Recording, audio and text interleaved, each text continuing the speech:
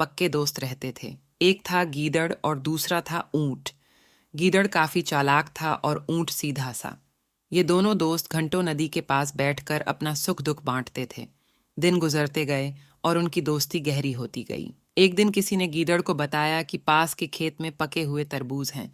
ये सुनते ही गीदड़ का मन ललचा गया, लेकिन वो खेत नदी पार था। अब नदी को पार करके खेत तक पहुंचना उसके लिए मुश्किल था। इसलिए वो नदी पार करने की तरकीब सोचने लगा। सोचते सोचते वो ऊंट के पास चला गया।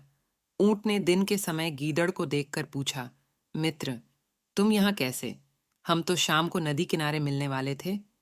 तब गीदड़ ने बड़ी ही चालाकी से कहा, देखो मित्र, पास के ही खेत में पके तरबूज हैं।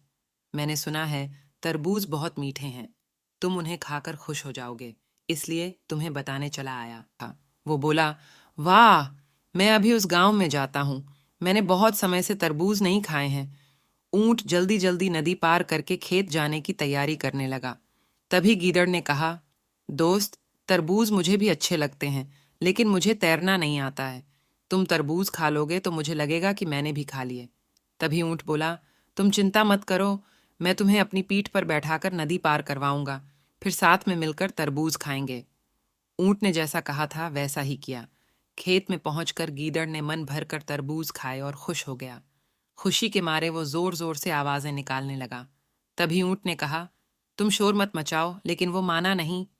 गीदड़ की आवाज सुनकर किसान डंडे लेकर खेत के पास आ गए। गीदड़ चालाक था, इसलिए जल्दी से पेड़ों के पीछे छुप गया। ऊंट का शरीर बड़ा था, इसलिए वो छुप नहीं पाया। किसानों ने गुस्से के मारे उसे बहुत मारा। किसी तरह अपनी जान बचाते हुए ऊंट खेत के बाहर निकला। तभी पेड़ के पीछे छुपा गीदड़ बाहर आ गया। गीदड़ को देखकर ऊंट ने गुस्से में पूछा, तुम क्यों इस तरह चिल्ला रहे थे? गीदड़ ने कहा कि मुझे खाने के बाद चिल्लाने की आदत है, तभी मेरा खाना पचता है। इस जवाब को सुनकर ऊंट को और गुस्सा आ गया। फिर भी वो चुपचाप नदी की ओर बढ़ने लगा। नदी के पास पहुंचकर उसने अपनी पीठ पर गीदड़ को बैठा लिया। इधर ऊंट को मार पड़ने से मन ही मन गीदड़ खुश हो रहा था। उधर नदी के बीच में पहुंचकर ऊंट ने नदी में डुबकी लगानी शुरू कर दी। गीदड़ डर गया और बोलने लगा, ये क्या कर रहे हो? गुस्से में ऊंट ने कहा, मुझे कुछ खाने के बाद उसे हजम करने के लिए नदी में डुबकी मारनी पड़ती है। गीदड़ को समझ आ गया कि ऊंट उसके किए का बदला ले रहा है। बहुत मुश्किल से गीदड़ पानी से अपनी जान बचाकर नदी किनारे पहुंचा। उस दिन के बाद से गीदड़ ने कभी भी ऊंट को परेशान करने की हिम्मत नहीं की।